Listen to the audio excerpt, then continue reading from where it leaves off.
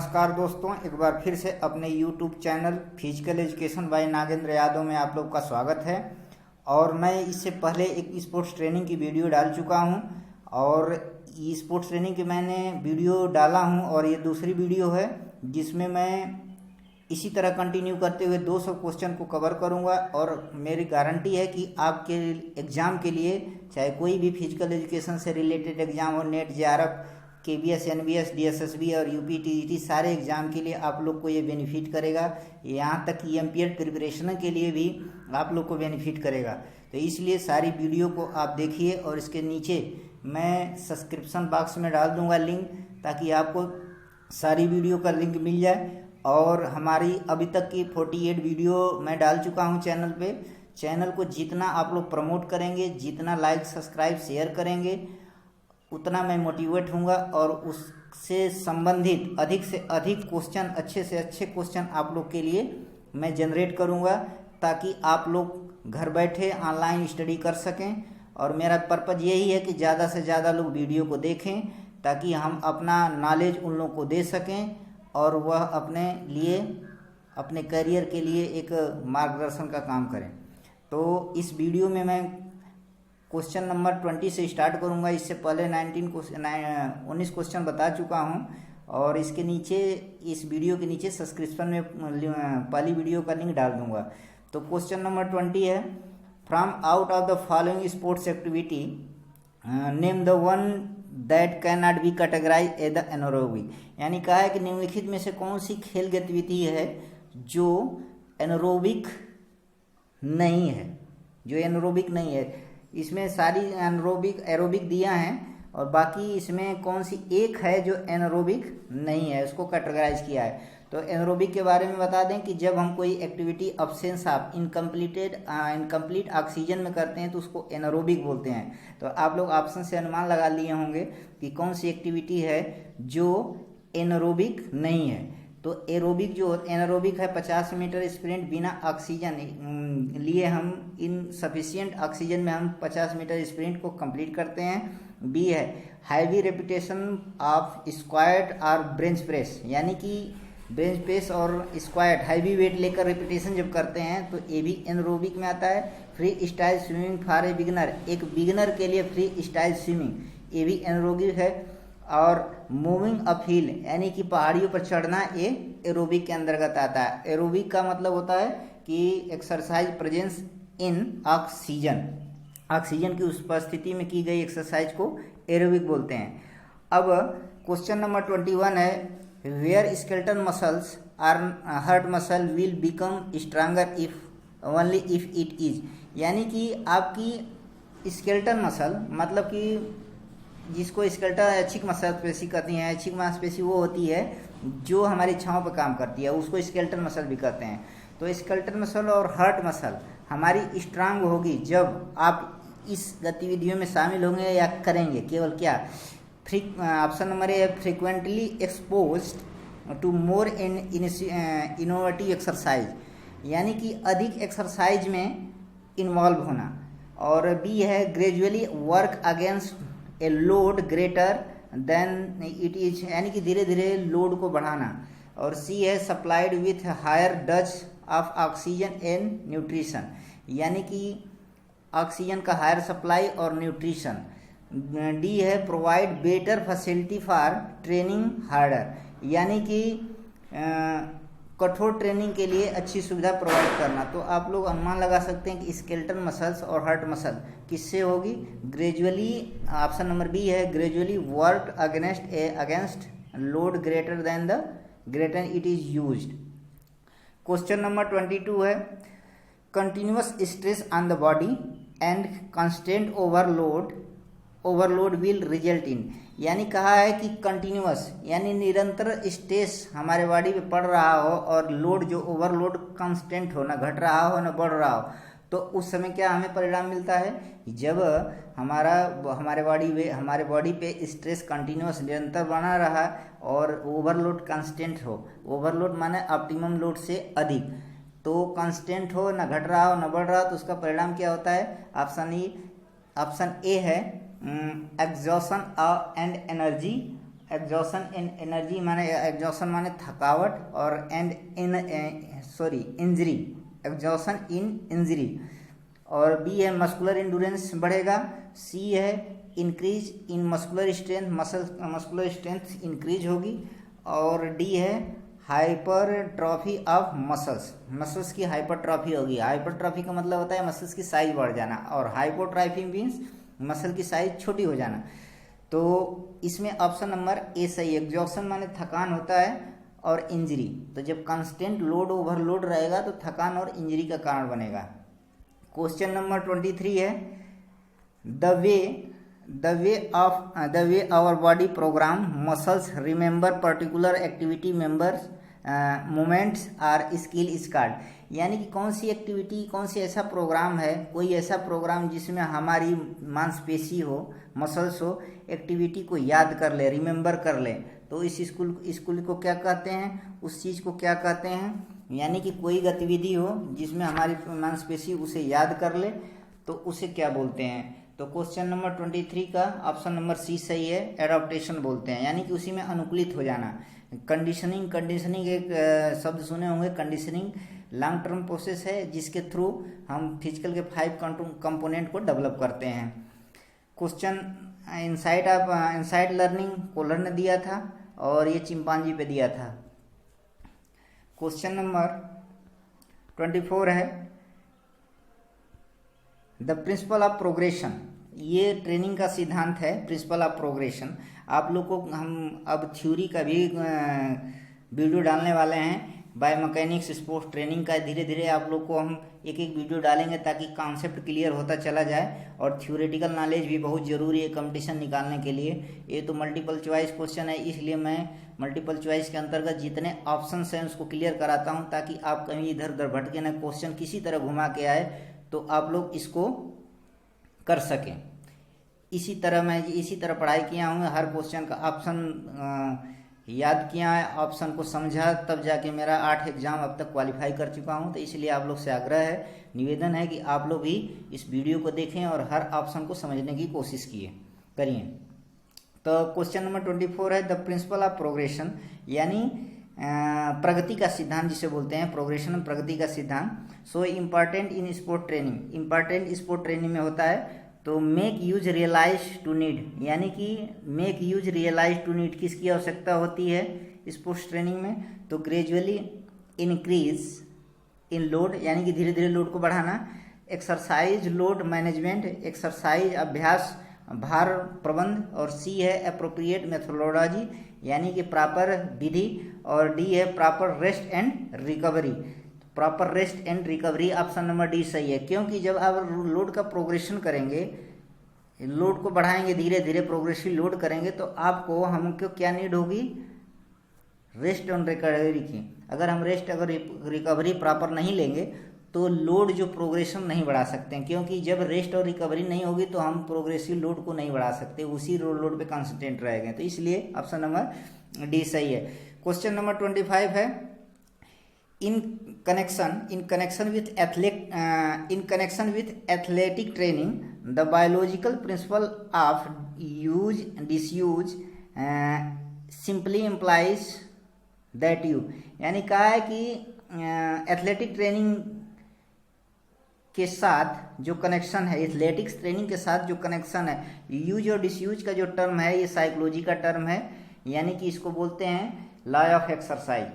तो ये athletic training से कनेक्शन किया है कि in connection with athletic training biological principle of use या disuse simply imply to you, यानी प्रयोग और अनुप्रयोग का सिद्धांत किस पे अप्लाई होता है आप पे, यूज इट यानी प्रयोग करना और खो देना, लॉस इट।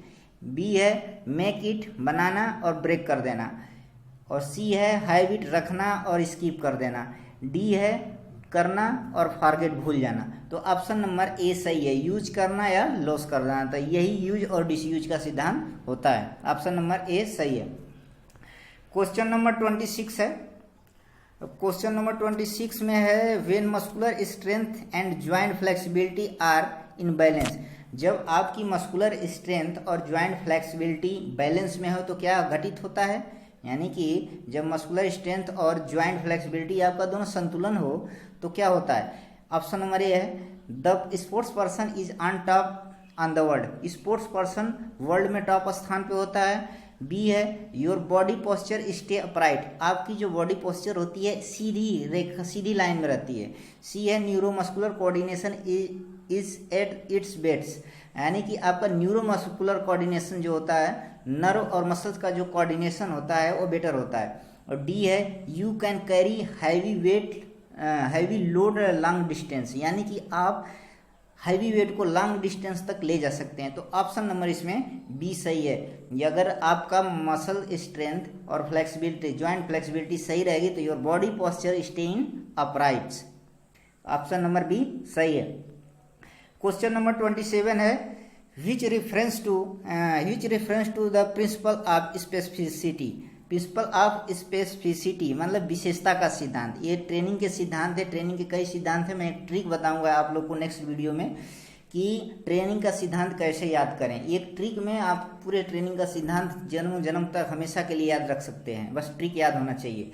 तो with reference to principle of specificity in order for you to become a good cyclist you must, यानी कि विशिष्टता के सिद्धांत के आधार पर देखा जाए, क्रम में देखा जाए तो आप एक अच्छे एथलीट हैं तो आपको मस्ट क्या जरूरी होना चाहिए। आप अगर विशिष्टता के सिद्धांत, ट्रेनिंग के विशिष्टता के सिद्धांत को देखें और उसको फॉलो करें तो आप एक अच्छे साइक्लिस्ट हैं। तो स्पेसिफिक एक्सरसाइज आपके लिए कहने का सेंस है कि क्या होगी, तो डू एरोबिक एक्सरसाइज। आप एरोबिक एक्सरसाइज करेंगे। बी अप हिल रनिंग, यानी कि अप हिल मतलब पहाड़ी पर रनिंग करेंगे ऊंचाई पे। और सी है साइकिलिंग या परफॉर्मेंस स्क्वाट, यानी बैठक का परफॉर्म करेंगे। तो ऑप्शन नंबर सी सही है। स्पेसिफिक एक्सरसाइज, आप गुड साइकिलिस्ट हैं तो आपके लिए साइकिल ही बेटर होगी, मस्ट होगी। तो ऑप्शन नंबर सी सही है। क्वेश्चन नंबर 28, क्वेश्चन नंबर 28 में the training must be specify not only one is sport of choice but also to is once individual, यानी कहा है कि स्पेसिफाई ट्रेनिंग में, ये ट्रेनिंग स्पोर्ट ट्रेनिंग कोई स्पेसिफाई नहीं है कि कोई एक चॉइस पे आधारित हो, स्पोर्ट्स के चॉइस पे, बल्कि यह पूरे इंडिविजुअल के लिए है। तो वो इंडिविजुअल के किस पे डिपेंड होती है, लिंकिंग के ऊपर, यानी थिंकिंग, सॉरी लिंकिंग लिखा है, थिंकिंग होना चाहिए। एप्टीट्यूड यानी मनोवृत्ति के ऊपर, और इंटरेस्ट रुचि के ऊपर, या एबिलिटी के ऊपर। तो ऑप्शन नंबर डी सही है, एबिलिटी के ऊपर। एक क्वेश्चन के कहने का सेंस है ये कि जो स्पेसिफिक ट्रेनिंग होती है वो सिर्फ स्पोर्ट्स के चॉइस पे आधारित होती है, लेकिन आल्सो टू वंस इंडिविजुअल, लेकिन यह आल्सो माने लेकिन यह इंडिविजुअल के एबिलिटी पे भी आधारित होती है। तो ऑप्शन नंबर डी सही है। Question number 29 the physiological and psychological, question number 29 है the physiological and psychological demands put on the organism through motor stimuli result in some kind of improvement in athlete organs is known as. तो option number इसमें कहा है कि गामक उद्दीपन के द्वारा फिजियोलॉजिकल और साइकोलॉजिकल मांग पर ऑर्गेनिज्म के परिणाम कुछ में इम्प्रूवमेंट होता है, उसे कहते हैं। तो ऑप्शन नंबर इसका 29 का ऑप्शन नंबर बी सही है। ट्रेनिंग लोड बोलेंगे उसे। एडाप्टेशन जो होता है, एडाप्टेशन मोड मतलब कि एडाप्टेशन का मतलब अनुकूलन होता है, तो लोड प्लस रिकवरी को एडाप्टेशन बोलते हैं। अब क्वेश्चन नंबर 30 है। क्वेश्चन नंबर 30 में है कि as far as enhancement in human performance is covered the 3 most often sought after individual biomotor quality, यानी कि कहा है कि एज फार एज, जैसा कि परफॉर्मेंस इन्हांस बढ़ाने के लिए इनमें से कौन सी बायोमोटर एबिलिटी क्वालिटी होती है जो एक इंडिविजुअल के परफॉर्मेंस को इन्हांस करती है, यानी कि इनमें से, जैसा कि इनमें से कौन सी बायोमोटर एबिलिटी क्वालिटी होती है एक इंडिविजुअल की जो परफॉर्मेंस, ह्यूमन के परफॉर्मेंस को बढ़ाती है। तो ऑप्शन नंबर ए है एजिलिटी, बी एजिलिटी, मस्कुलर एंडुरेंस और एंड जनरल मोबिलिटी, और बी है मस्कुलर स्ट्रेंथ और स्पीड एंड पावर, और सी है एब्सोल्यूट स्ट्रेंथ, डायनामिक इम्बैलेंस और एंडुरेंस, डी है फ्लेक्सिबिलिटी, कार्डियोवास्कुलर एंडुरेंस एंड एजिलिटी। तो ऑप्शन नंबर बी सही है, muscular strength, speed and power. Muscular strength का मतलब होता है कि पेशी की वह क्षमता जो किसी प्रतिरोध के विरोध कार्य करे, तो उसको मस्कुलर स्ट्रेंथ बोलते हैं। और स्ट्रेंथ का मतलब होता है कि प्रतिरोध के विरोध कार्य करना। स्पीड है और पावर की बात कर दें तो इसमें स्पीड और स्ट्रेंथ जब कॉम्बिनेशन होता है, स्पीड और स्ट्रेंथ का कॉम्बिनेशन होता है तो उसको पावर बोलते हैं। Agility, turn your body in minimum space in minimum time, यानी कम समय और कम स्पेस में अपने बॉडी को टर्न कराना, उसको एजिलिटी बोलते हैं। और मस्कुलर एंडुरेंस क्या होता है? मस्कुलर एंडुरेंस होता है कि पेशी की वह क्षमता जो थकी हुई अवस्था में प्रतिरोध के विरुद्ध देर तक कार्य करे।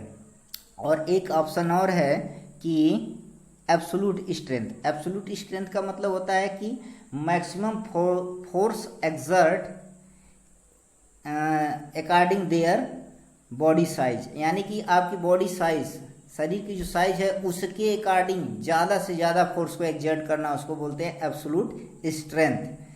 तो इस तरह ऑप्शन नंबर बी सही है। क्वेश्चन नंबर 31 है, when the training load is neither low और nor excess of an athlete's capacity is called. जब ट्रेनिंग लोड न तो लो हो और न एक्सिस हो, ज़्यादा हो, यानी कि एथलीट के कैपेसिटी के अनुसार, क्षमता के अनुसार लोड न ज़्यादा हो न कम हो, तो उसको कौन से लोड को बोलते हैं? क्या बोलते हैं? Normal load. नॉर्मल लोड जो होता है एथलीट के क्षमता, वो सबके लिए होता है नॉर्मल लोड। क्रिस्ट लोड माने पीक लोड, ज़्यादा से ज़्यादा, मैक्सिमम से भी ज़्यादा जो पीक लोड बोलते हैं उसको क्रिस्ट लोड बोलते हैं। और ऑप्टिमम लोड न उसके कैपेसिटी से ज़्यादा होगा और न कम होगा। तो ऑप्शन नंबर सी सही है। मैक्सिमम लोड वो लोड होता है जो उसके कैपेसिटी से ज़्यादा हो। अब क्वेश्चन नंबर 32 है, ड्यूरिंग एथलेटिक ट्रेनिंग के दौरान वाइल द एक्सटर्नल लोड का मतलब होता है कि जो वो परफॉर्म किया, जैसे distance running, breach press. During the athletic training, while external load refer to the work done by an athlete, the internal load indicates, यानी कि जो ये लोड डिस्टेंस रन्स और बेंच प्रेस एक्सटर्नल लोड के through जब वो करता है, कोई एथलीट एक्सरसाइज करता है, ट्रेनिंग करता है, तो उसके अंदर इंटरनल लोड क्या इंडिकेट करते हैं? Athletes psycho physiological reaction to the external load, यानी एथलीट के जो साइको यानी मनो और फिजियोलॉजिकल रिएक्शन है वो बाहरी लोड के थ्रू होते हैं। और बी है prolong stress of the competitive period, यानी कि प्रतियोगितात्मक अवधि में का लंबे समय तक तनाव। और सी है emotional pressure resulting from personal appreciate, यानी कि इमोशनल प्रेशर पर्सनल एप्रिसिएट, यानी जो व्यक्ति है, ट्रेनर है, उस पे उसके इंस्पायरेशन पे इमोशनल प्रेशर पड़ता है। और डी है फटिंगिंग सेंसेशन, यानी थकावट संवेदना। तो ऑप्शन नंबर ए सही है। इंटरनल लोड मतलब athletes psycho physiological reaction to the external load. External load की बात करते हैं कि वो लोड जो हम वर्क करते हैं, जैसे bench press, running, swimming, jogging, throwing, lifting, ये सब एक्सटर्नल लोड हो गया। और इंटरनल लोड, एक्सटर्नल लोड से पड़ा हुआ प्रभाव हमारे अंग पे जो दिखाई देते हैं, जैसे हार्ट बीट बढ़ जाना, ब्लड कंसंट्रेशन में अप डाउन होना, हार्ट की साइज बढ़ जाना, लंग्स की कैपेसिटी बढ़ जाना, स्वेटिंग होना और पल्स रेट बढ़ जाना, तो इसको बोलते हैं इंटरनल लोड। क्वेश्चन नंबर 33 है, the external and internal load relationship by large is nothing, यानी कि कहा है कि सामान्यतः आंतरिक और बाहरी भार का संबंध केवल मात्र नहीं है, यानी कहा है कि सामान्यतः आंतरिक और बाहरी भार का संबंध केवल मात्र नहीं है। तो ऑप्शन नंबर इसका है ए, एथलीट कोच रिलेशनशिप, एथलीट और कोच का relationship, muscles mind relationship, muscle और माइंड रिलेशनशिप, और बॉडी सोल रिलेशनशिप, बॉडी और आत्मा, शरीर और आत्मा का संबंध, वर्क रेस्ट रिलेशनशिप, कार्य और आराम का संबंध। तो ऑप्शन नंबर बी सही है, मसल्स माइंड रिलेशनशिप, मसल्स और माइंड का संबंध। क्वेश्चन नंबर 34 है। क्वेश्चन नंबर 34 में है कि इफ ड्यूरिंग ट्रेनिंग, यदि ट्रेनिंग के दौरान the muscles are overloaded, training के दौरान muscle overloaded for increasing strength, super compensation will take place. यानी कि ट्रेनिंग के दौरान मसल अगर ओवरलोडेड होती है तो स्ट्रेंथ इंक्रीज के लिए तो सुपर कंपेंसेशन होगा, सुपर कंपेंसेशन होगा। यानी आप मसल्स ट्रेनिंग कर रहे हैं, मसल्स जब ओवरलोडेड हो रही है, स्ट्रेंथ के लिए कर रहे हैं, 3 टर्म दिया है, ओवरलोडेड हो रही है, इंक्रीज स्ट्रेंथ के लिए रही है, और कंपनसेशन, सुपर कंपनसेशन की बात किया है। तो किस पे बात किया है, जब हम स्ट्रेंथ को इंक्रीज करने के लिए ट्रेनिंग करते हैं। तो ऑप्शन नंबर ए है in the area of endurance. ये बिल्कुल गलत है कि इंडोरेंस के लिए नहीं हो रही है, in all area of fitness. सिर्फ स्ट्रेंथ ट्रेनिंग हो तो पूरे फिटनेस कंपोनेंट नहीं डेवलप होंगे। सी है इन द रिलेटेड एरिया, जो संबंधित एरिया है उससे। डी है only in the area of strength, यानी कि केवल जो स्ट्रेंथ की एरिया है वो डेवलप हुई। तो ऑप्शन नंबर डी सही है। क्वेश्चन नंबर 35 है in whose cases does over compensation the result of training quickly transform to a higher level of performance, a higher level of performance. कहा है कि इन हुज केसेस, किन cases में over compensation, यानी over compensation का मतलब होता है कि हाई परफॉर्मेंस ओवर कंपनसेशन के अंदर आता है। कि किस केस में over compensation the result of training का परिणाम तेजी से transfer to higher level performance में होता है। तो इस एज कैटेगरी दिया है option number A B C D में, एज कैटेगरी दिया है। तो ऑप्शन नंबर ए है एन एडोलसेंस एनर्जेटिक एथलीट, एक किशोरा युवा अवस्था, जो किशोरावस्था होती है, युवा अवस्था, एडोलसेंस जो होती है युवा अवस्था बोलते हैं। तो उस एनर्जेटिक एथलीट की बात किया है। फिर ए मैच्योर यानी एक्सपीरियंस एथलीट, और सी है ए यंग डेवलपिंग एथलीट, एक युवा विकासात्मक एथलीट, और डी है एन ओल्डर एथलीट, एक पुराना एथलीट। तो ऑप्शन नंबर सी सही है, एक young developing athlete. Question number 36 है the two major component of load are, यानी कि लोड के कंपोनेंट होते हैं। जब मैं स्पोर्ट्स ट्रेनिंग की वीडियो डालूंगा और स्पोर्ट्स ट्रेनिंग का थ्योरी की वीडियो डालूंगा, या तो मैं ऑब्जेक्टिव टाइप थ्योरी की वीडियो डालूंगा, तो आप लोग को पूरा कॉन्सेप्ट, पूरा जितना भी कॉन्सेप्ट है ट्रेनिंग से रिलेटेड क्लियर करा दूंगा, ताकि किसी प्रकार का किसी तरह का क्वेश्चन ट्रेनिंग से आए आप बना सकें। तो दो मेजर कंपोनेंट होते हैं ट्रेनिंग लोड के, इसके अकॉर्डिंग, ऑप्शंस के अकॉर्डिंग। ऑप्शन नंबर ए है स्पेसिफिसिटी एंड वॉल्यूम, यानी विशेषता और आयतन, इंटेंसिटी तीव्रता और वॉल्यूम आयतन, और सी है इंटेंसिटी एंड प्रोग्रेशन, तीव्रता और प्रगति, कंटिन्यूटी एंड रिकवरी, निरंतरता और रिकवरी। तो ऑप्शन नंबर इसमें बी सही है, यही मुख्य कंपोनेंट है दो मेन। इंटेंसिटी का मतलब होता है कि कार्य की दर, और वॉल्यूम का मतलब होता है टोटल वर्क डन, वो उसको बोलते हैं वॉल्यूम। तो ऑप्शन नंबर बी सही है। क्वेश्चन नंबर 37 है the rate of speed, the rate या स्पीड, रेट की बात किया है, दर या speed, at which physical activity is perform is known as, यानी कि कोई भी एक्टिविटी, फिजिकल एक्टिविटी स्पीड या रेट से परफॉर्म की जा रही है तो उसको क्या बोलते हैं। तेजी से स्पीड से की जा रही है और या उसकी रेट अधिक हो परफॉर्म करने की, तो उसे क्या बोलते हैं, वर्कलोड बोलेंगे? नहीं। एक्सरसाइज वॉल्यूम का ही मतलब होता है कि टोटल एक्सरसाइज आर डन, तो ये टोटल की बात नहीं किया है। लोड इन स्टिमुलस यानी कि भार उद्दीपन, और इंटेंसिटी ही तीव्रता को प्रतीक कर रहा है, रेट या स्पीड को। तो ऑप्शन नंबर डी सही है। अब क्वेश्चन नंबर 1 इसकी बात करता है 38। इन एंडुरेंस ट्रेनिंग, यानी एंडुरेंस का मतलब होता है कि थकी हुई अवस्था में देर तक कार्य करना। तो एंडुरेंस ट्रेनिंग के लिए in order to receive adaptation result heart beat much kept, यानी कि जब कोई एंडुरेंस ट्रेनिंग आप कर रहे होते हैं तो आपको एडाप्टेशन के लिए, अच्छा एडाप्टेशन के लिए कितना हार्ट रेट रखना चाहिए, कितनी हार्ट रेट मिनट में, पर मिनट में कितनी हार्ट रेट होनी चाहिए।